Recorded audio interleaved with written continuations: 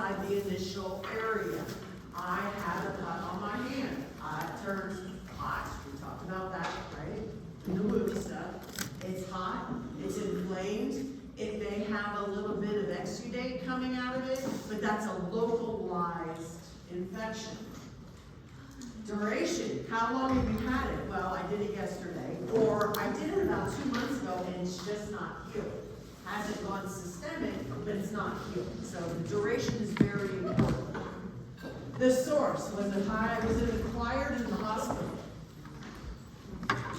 Those would be what kind of, we're going to go over that, but what kind of infections? Think of one. Catheters. Infection from the catheters. IV. Yes, that would be hospital acquired. Community acquired would be pneumonia. Community acquired pneumonia, CAP, right? That would be one of them that's there. You can also get AH2. We'll get into that.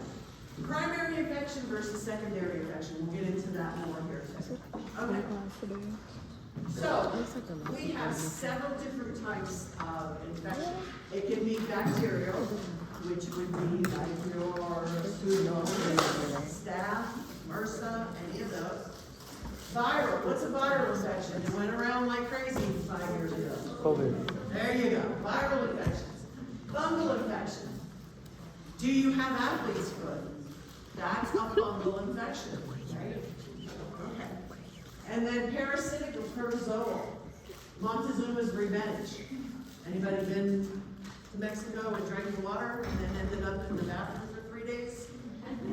That's Montezuma revenge, which is parasitic protozoal infection. So how does it work? Well, you get a pathogen. It has to live somewhere. It just doesn't appear out of nowhere. It lives somewhere. Infection. Can we have the pathogen on here? Yeah, you can have it everywhere. That's why we want you to get Nike, because you can pick it up off of there and take it over to here and deposit it on them, which would then mean I have a susceptible host. Those others, the nutrition, immunity, skin integrity, all of that is going to prevent you from being a susceptible host. But your reservoir will be holding that pathogen where it lives, right? The reservoir. It has to have an exit from where it lives. Well, if I go like this, and then I do this, the exit part is moving off of its area by the transportation on my hand. But then, that's the second one, how was it transported? Or, I sneezed in your face. Sorry, I wouldn't do that. But the exit from the reservoir is the sneeze, but the transmission is coming through the mucus. Does that make sense? Okay. And then susceptible. Well, if I sneezed on you and you got good immunity, would it do anything? Probably kill off the little viral or bacterial before it even does anything into your body. So by maintaining healthy standards in your body, you can fight off. I cut myself, but you know what? The white knights we talked about with the wounds, the white knights coming in, they'll fight that all off, clean it up, get rid of the debris, and take it away. But if my immune system's down from all the stress in our lives, it might take root and become a localized infection. Does that go together in a nice little package for you? Okay. Should we review? So, populations at risk. Is this different from the rest of the disease processes we have talked about? No, the young, the children, because they're petri dishes walking around. There's your reservoir. Kids, biggest reservoir. They're dirty petri dishes. And sometimes race will come into an effect, not so much, but I think it's more related to where the population is. If you have, let's say, when the hurricane came through Puerto Rico, right? And they couldn't get anybody in and out, and the reservoir of germs was just in that area. That race there got sick a lot. So it may depend on who, what, where they're living, okay? And then young, poor, and insured. I can't get health care to make myself better. Does that localized infection can go systemic? Elderly, because as you get old, everything wears off, including your immune. And then geographic areas where prevention is relevant. One comes to mind is any of the tropicals where TB and malaria are just widespread. That geographical area is a good reservoir for the malaria, and the mosquito is the mode of transmission, and he bites you, and then you get it. Good? Can we move on? All right, no questions. Okay, healthcare. We just said something about the CAUTIs, the catheter associated, but it is an infection that you pick up in the hospital, and it can be because naturally you have good and bad bacteria on your skin at all times. If you're healthy, you can fight it off. Those in the hospital are not healthy, or else they wouldn't be there. So then you have not so good hand hygiene going from one to another, or maybe it's just because the catheter's been in place for a long time. It can pick up that bad bacteria, and now it's got an area to grow. You got a reservoir where it can multiply, and it can enter up the catheter and into the bladder, and now you've got a urinary tract infection. Make sense? Anything in the hospital can bring multiple different diseases or infections to another patient if you don't wipe down the equipment or wash your hands or wear your PPE before you go in the room. And we're going to get into that. Endogenous, where your body, what I was just describing, where it's sitting there with the Foley and they're not getting wiped down twice a day like they should be, that's endogenous. It's coming from the patient's skin, their natural flora. Exogenous is coming from the outside. So, how are we going to prevent it? Well, hand hygiene. Wash your hands. Just wash them. I know the hand hygiene gel up there is good, but do you need to take about every 5th hand hygiene? Go wash your hands. Nothing replaces soap and water. It is the best. The killer it is. Exactly. Hand hygiene. And PPE. Prevent it from getting on you to begin with. That's even better than soap and water. So, your gloves, your gowns, your masks, and your eyewear. You also could include a hair cap, whatever they're, surgical caps, and booties on your feet, depending on what is the pathogen that you're dealing with. So, when we had COVID, we had hats, masks, goggles underneath the face masks. We had the impermeable gowns, which means nothing can get through. It's not just the paper ones, but it is the plastic ones, and gowns and booties. Because nobody knew how infectious what it was doing at first, right? They just were like, put it on, we don't care.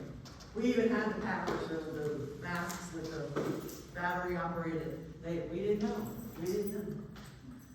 Was it for till later? We were like, just put a mask on. You know, I mean, that's all you need. Okay, cleaning the equipment in between patients. It comes out of one room, it needs to be wiped down and cleaned before you take it into another room. Because that's how your mode of transmission will be riding along on that cart that you have the paper gowns you're filling up in the closets. You're moving that all the way down. Or you're going in the patient's room and you're using the nurse on the stick to get a blood pressure. You come out and go into the next room, you're bringing those germs right back in there to the next patient if you don't wipe it down. Patient placement. This is also known as cohorting. You can put certain patients together if they're sick. You got flu A and you got flu A, I can put you guys in the same room. You got flu A and you got C. diff, am I going to put them in the same room? There you go. Simple. And then soiled laundry. Okay. I can't tell you how many times I have gone into a room and watched the students go like this without a gown on, pull up all their laundry, and they're walking it over to the basket to push it in. Now they have all that germs and skin pieces and everything is on them. Think about it. But how many have you seen that? How many of you honestly done that before you know now? not to do that. Don't do it. Hands in there. Bring the cart over if it doesn't. I know most of the rooms in Orlando Health and Advent Health, you can pull that cart right next to the bed. Roll them up and put them in there. Keep them away from your body. Don't let their dirty laundry hit you. Ooh, no, I've seen it. So, CLABSIs, central line acute bloodstream infections, hospital acquired. They didn't have it before until we put that line in them, and then we didn't take care of that line well. That's what happens. Potty, same thing. We already talked about that one. Surgical site infections. So if you have orders to clean those wounds and change those dressings and you're not doing it, you are helping a patient catch AH2. Ventilator, we talked about that last module, and doing mouth care. We want to make sure that we are suctioning when we're supposed to be suctioning them to prevent the ventilator-assisted pneumonia. MRSA, it's everywhere. It's everywhere because it gets transported very, very easily from one patient to the next. Especially when you got dirty laundry like this and you're walking around with it, right? Seeing the gown not tied correctly in the back. Think about this. I have it open in the back. You know, they don't even tie it in the neck. I don't know how many times I've had to stop people and they, come here, let me tie this back for you. Because it's flopping. You turn around and you go like this and you hit the bed. Now I'm going to go out here and I'm going to sit down and I'm going to start doing my charting. So I'm sitting down and guess what? My dirty back just went on this chair. And then I get up. And the next person comes down and pushes the chair in and then rubs their face. Where has that germ gone? How many times have you seen that in the hospital? Only the nurse. Okay, VRE is MRSA, but for vancomycin resistant. C. diff. Gown up, tie your gowns. That is some nasty, nasty stuff, and it gets in you, and sometimes it takes many months for them to clear it out of your system. Be very careful. Make sure you are using soap and water, not the hand job. Soap and water is the only thing that's going to fight that. So I think it's the best thing. Soap and water is much better. And then viral infections. Again, you have your hepatitis. This is what we get our vaccines for. And then HIV, number one you're going to do is practice safe sex, right? Teach the patients. They have a bunch of new ads coming out on some of these new drugs, and I'm like, why are they not teaching about using condoms anymore? You know, I don't understand, but it's up to them. H1N1, we're killing chickens. They just killed 15 million chickens yesterday because they found it in some place in Indiana or wherever. Oh. COVID, we talked about Ebola. Ebola, oh my gosh, when that came out, whew, you were like, and they taped you up, and then you had another set of stuff on, and then you walk in, and you're only allowed to be in there for 20 minutes, and then you have to come out. So you have to go in and do 20 minutes of continuous nothing but working on that patient, and then you get to come out. But somebody's got to be out there to undress you because you can't touch anything because it's Ebola. Who knows what the next one coming down the pipe is going to be. Okay, so infection control precautions. Standard precautions. You do this every time you're in there, right? Your standard precautions, you're going to do good hand hygiene, number one. Use your PPE as necessary. Just because they don't have a MESA or MRSA or whatever, you go in there and you're going to change somebody who's just got a wet bed. I don't know about you, but I still put on a gown, only for the fact that I am leaning over that bed. Do I want that on my clothes? I don't know how far that bed is soaked. I don't know how far that patient is soaked. I don't know if they're going to pee on me. Had that happen. So, when I'm doing something like that, I'm going to go the extra step and cover me. I'm going to make sure I'm not going to get sick first. I can't take care of anybody else if I'm homesick. No. Okay. Again, gloves, mask, goggles. I have somebody that's coughing a lot. I'm going to put a mask on. I'm going to put a mask on me. I'm probably going to put a mask on them. And I may even put goggles on because I don't know one that's making that call. I want to protect me. You need to protect you. You can't do your job if you're sick. You don't want to take it out to the other people after they just cough all over you, right? No, I want to let it all down. Okay. Contact. It's all of these, plus you are definitely wearing a gown and glove, and you are going to cohabitate same illness patients, right? We just talked about flu and flu versus flu and C. MRSA and MRSA. MRSA and flu, probably not. Droplet, mask, and you got to have it on within 3 feet. I would have it on if I walked in the door. If somebody's got a really forceful cough, can you go more than 3 feet? Mm-hmm. They can go up to 6 feet, but I'm going to take care of me. You need to take care of you. Go the extra step if you need to. Does it take you 5 seconds or 10 seconds more to put another mask on or put goggles on?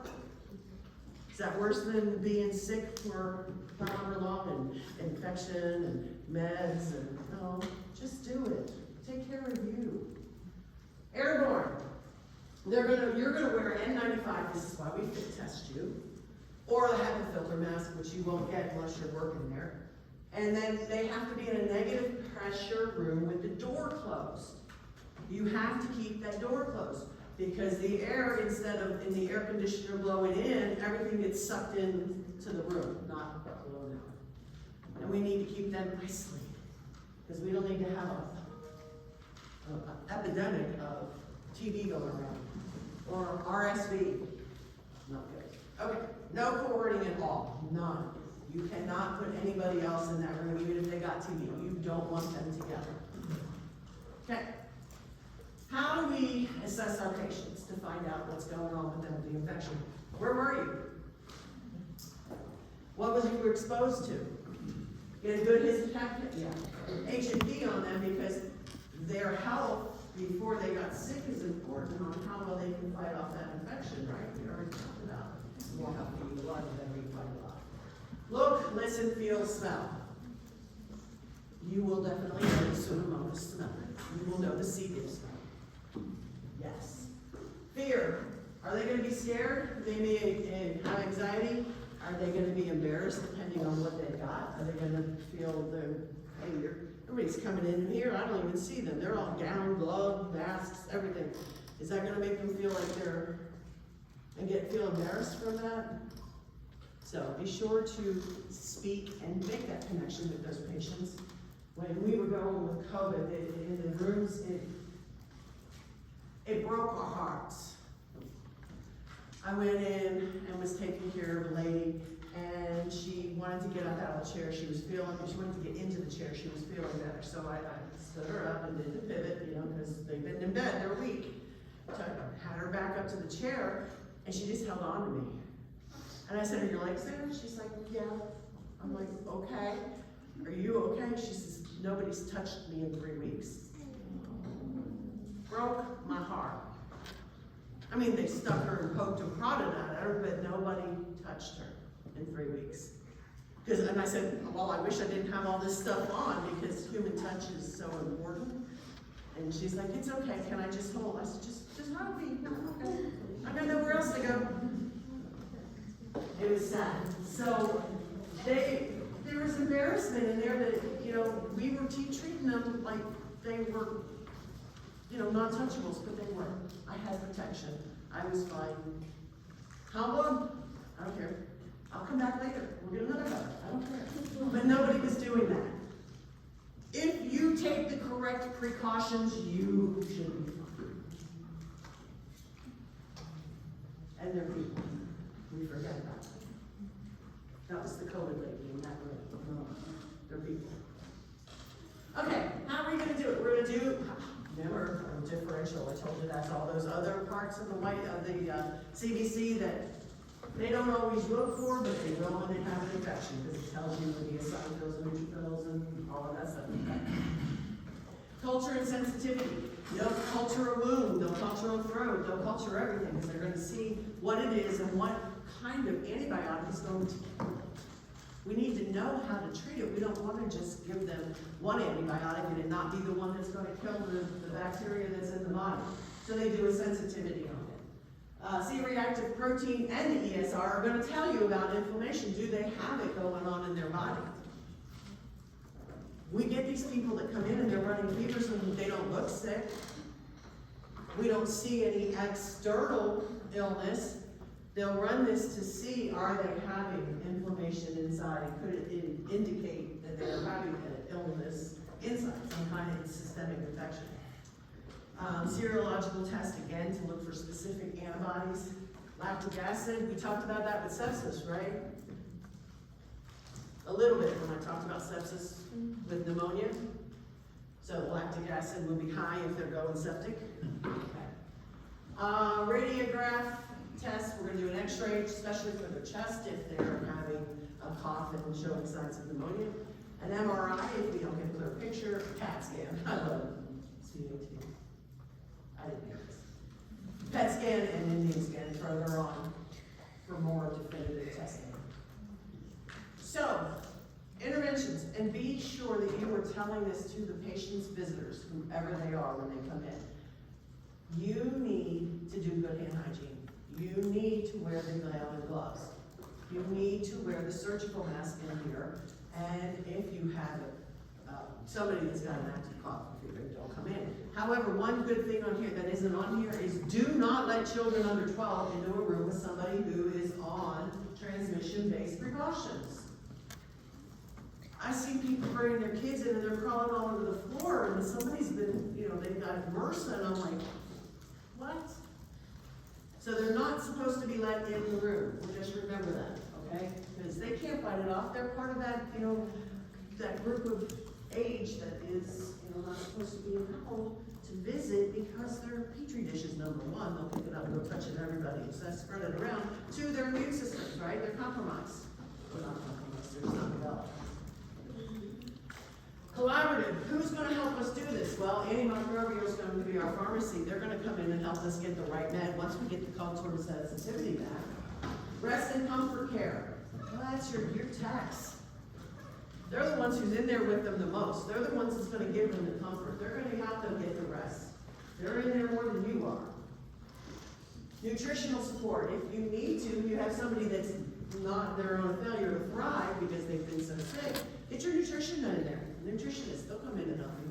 Fluids, again, you're going to get certain ones made from the pharmacy that they may have to have a higher level of alkaline in there because they're separate. Disinfection, who helps us with that? Environmental, yes. Yes, they're in there and when they clean, they're all gown. You certainly don't see them walking around without gown, glove, and mask on. They know better. They're cleaning them, they know how bad it is. And then isolation is something that we're going to get when we get them admitted. The charge nurse is going to help us. The patient placement, they're going to help us get cohort or not cohort or move this patient, get them into a room that is negative pressure versus positive pressure. They're going to help us. They're going to be people you're going to rely on down there in the office. So we have some special antibiotics. We have penicillin, been around forever. Used to treat broad spectrum.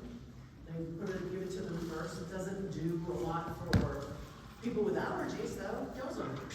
Quick. Cephalosporins, now there's a fourth generation of them. Just know that cephalosporins are a good use.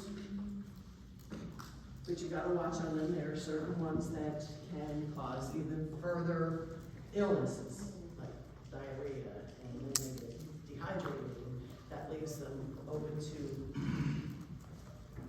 other avenues of infection. Anyway, fluoroquinolones, tetracyclines, and macrolides have been around for a while with penicillin, and your aminoglycosides. They're pretty strong, so you have to be very careful and cognizant. The biggest thing about your antibiotics is they're made to kill off for a certain amount of time. I have penicillin, whatever, one of them. I give my antibiotic at 8 o'clock. It's due again at 4 o'clock. It's every 8 hours. So it works, it comes in, it starts working, it peaks up here, and then it starts waning. But if you wait past the time of 4 o'clock to give it, that gives that bug a chance to develop immunity to that antibiotic.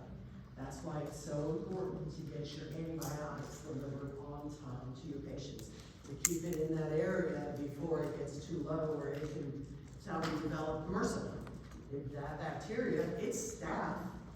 We got lots of staph, but it developed, this particular strain, developed immunity against the penicillin. So, other antimicrobial agents that we have, we take antiviral. That's what they were giving out when the COVID hit. After a while, they figured, oh, it's virus. Let's start giving them antivirals. Same thing with the flu. You get the flu, we get here Tamiflu. Everybody heard about that on there's big ads on the TV about that. We started within the first 36 hours, you can reduce the amount of time that it's in your body. Antiviral. Antiprotozoal. Besides humans, who do we give a lot of those to? Dogs. Your dogs get wormed. Same thing. And then antiparasitic, same thing. And again, you give that to them too, because there are other bugs out there that like to inhabit bodies. Okay. So, just talk about the cultural sensitivity to make sure that we're getting the right drug to address the bug that's causing the illness. Inadequate dosing, maybe they're not getting a high enough dosing. How important it is to do those math questions. You're going to get how many grams because of weight. If you don't get it right, are they going to get enough? No. Or they're getting too much, and then you're causing other issues like diarrhea and vomiting. Non-compliance, non-adherence. Don't say non-compliance. They don't like to hear that anymore. They're just non-adherent, but they're still non-compliant. Directly observed therapy. TB medications is observed.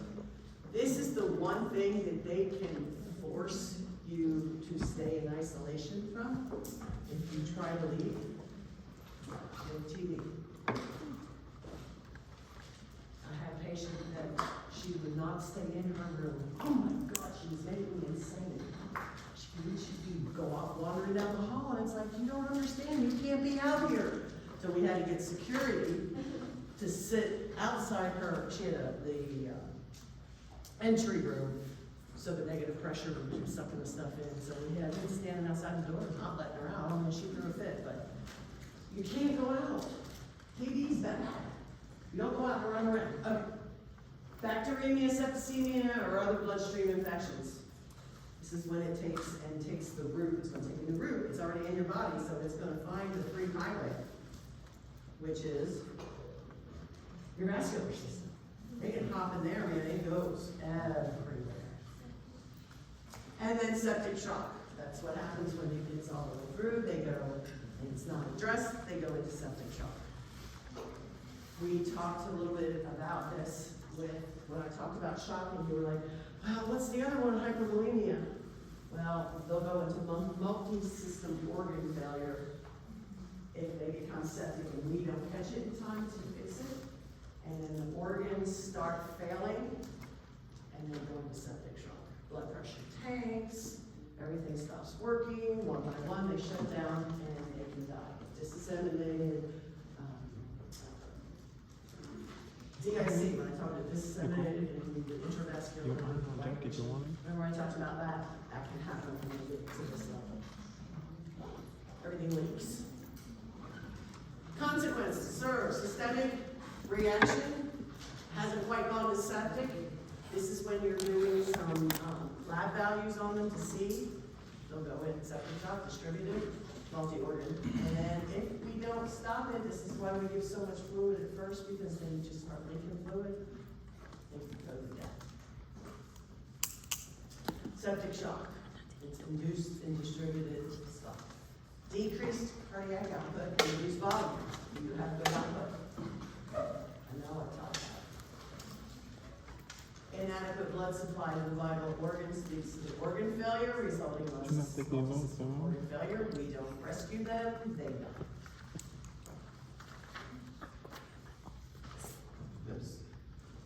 evaluate them. So how are we gonna watch it? We're gonna look for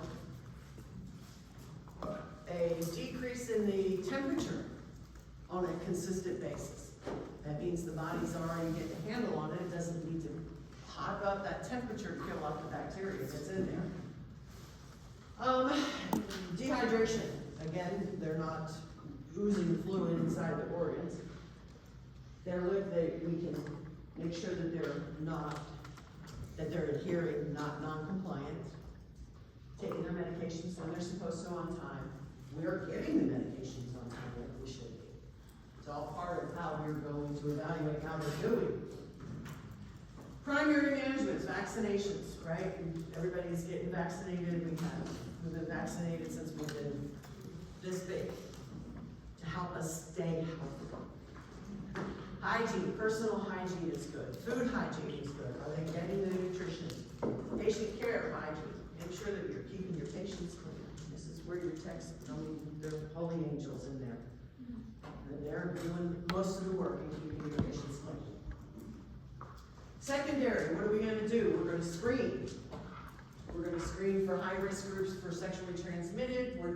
We do our own TB screening, right? We do it every year. You're gonna have to do it every year in the hospital. Now, once you've already had the two-step process, then you just screen for your symptoms.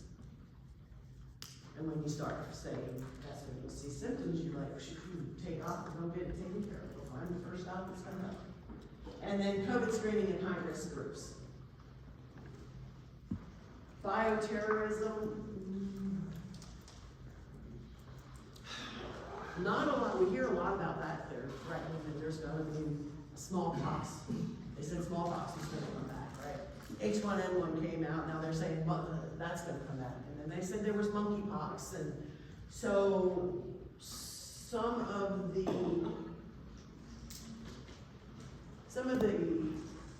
local infections become a pandemic, because that means the world, because we travel really, really, really fast. They said HIV spread really, really quick from New York to across the entire country. If you've ever taken a course for HIV, you will, when you get your license, you will do an HIV course and you will find out that that's how it spread. It traveled, people traveled. They went everywhere. Infection doesn't just stay in one local spot anymore, because people go everywhere. And they do it before they even know they're sick. Pandemic infection, we talked contaminated food. Which one is that? Which hepatitis? Hey, good. C. diff, direct contact. Again, you are going to make sure that you are following all of your PPE for this. Bleach, wipes, not regular wipes. Is the only thing that kills C. diff. And fecal transplants. When you have patients that have had it, now they've got megacolon going on, they'll do a fecal transplant. Hope they get there, whatever helps. Okay, bioterrorism, the toxics, anthrax, botulism, plague. They said that the smallpox is another one that they're threatening because it's been modified. I don't do all that DNA and that modification. You need biology for that. I have no idea. I don't like it. But you worry about this for anybody. Anybody can do this in any country, and you worry that they're going to do it to take over. At least that's what they keep spouting in the news, right? You never know, but it can happen. So, we have a 51-year-old in the emergency department with cellulitis on his leg. Results taken, showed by the primary care says it's MRSA. On this information provided by the ED, what type of isolation should they have? Okay, so we are going to keep the door closed. Is it necessary? No. Wear gloves? Yes. Wear a mask? No. Wear a gown? Yes. Oh, yes. Dedicated equipment should be used for this patient alone? Yes. Yes, and it should happen. Does it happen? No. It's been such a big outbreak, we can't do it anymore. We used to do it. When MRSA first popped up, we used to have enough equipment that we could leave a blood pressure cuff in the room with them until they got discharged. Can't do it now though. Just not enough equipment. Okay, an hour later, the nurse is preparing to administer the client's medication. Which drug is likely to be ordered? Vancomycin, drug of choice for MRSA. After lunch, the client asks, how was it contracted? Which is the best appropriate? Ooh, I'm hearing A, I'm hearing B. MRSA is spread by direct contact in the hospital and community settings. I like that. I'm gonna hold on to it. People who travel to third world countries always return with MRSA. If it's, even if it was a possibility that always, never. Always and never, right? Okay. MRSA is transmitted through air. No? The most common way to get MRSA is when somebody coughs on you. That's the common way to get TB though, or the flu. So A. The nurse is conducting a hand washing and refresher session. In which situation will the nurse remind all staff that cleansing hands with alcohol-based hand rub is appropriate?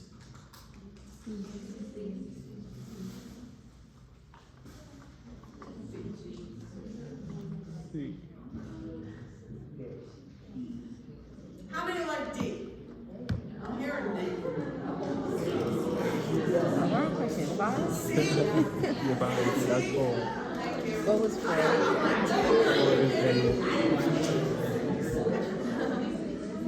You need to wash your hands after the bathroom, don't you dare use your Or don't come anywhere near me, all right? I don't want to touch anything about. All right, to cleanse visibly soiled hands. No, that's because you can wash your hands when you get out of the bathroom, right? Handing oral medication, yeah, I can just use gel. All I did was get them a cup, right? And then caring them. When the caring for 4 clients, which does the nurse identify as the highest risk? This one? B? I think it's B.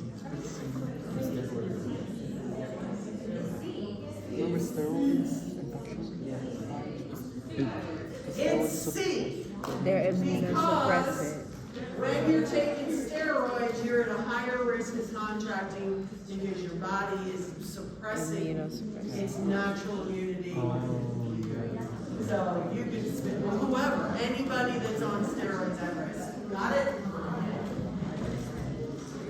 Okay, questions?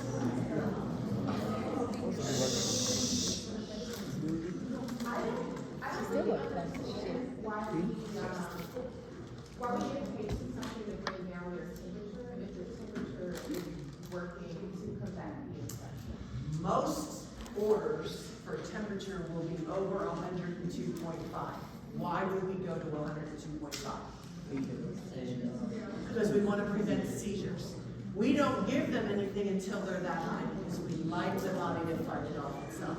But you will see when you get in there, you start seeing multiple orders, and they'll usually come when they get admitted, they'll have a generic, take Tylenol for a temperature above 102, or for pain between 1 and 3. Okay? But yes, good question. Anything else on that? Shh. Okay. So I want to ask you, we need to know the signs and symptoms for sepsis for like Signs and symptoms of sepsis? Yes. Probably. What are they?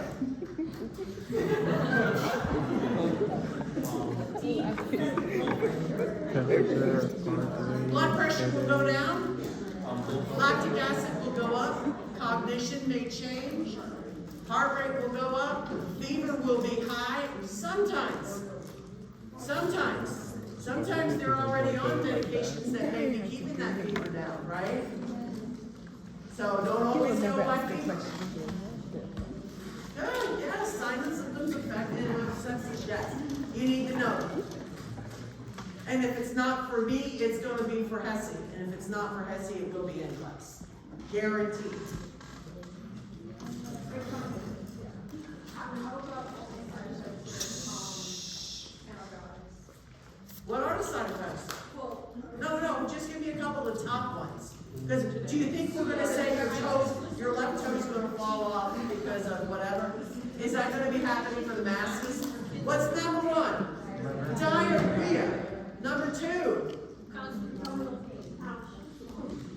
Nausea, right? How about LOC. dehydration? They're having diarrhea and they're not eating because they're nauseous. Allergic reactions. Those are the common side effects for every one of those antibiotics. See, if you don't You know answer what? the It's question, on if you every don't know single the thing. answer. You listen to those commercials, it says nausea, vomiting, diarrhea. So, and then allergic reaction, rashes, red man syndrome, where they get that bright red. Steven Johnson, and for my burn people, you're like, you've seen that. All right, good? Yeah. Any other questions? Oh, go take 10 minutes.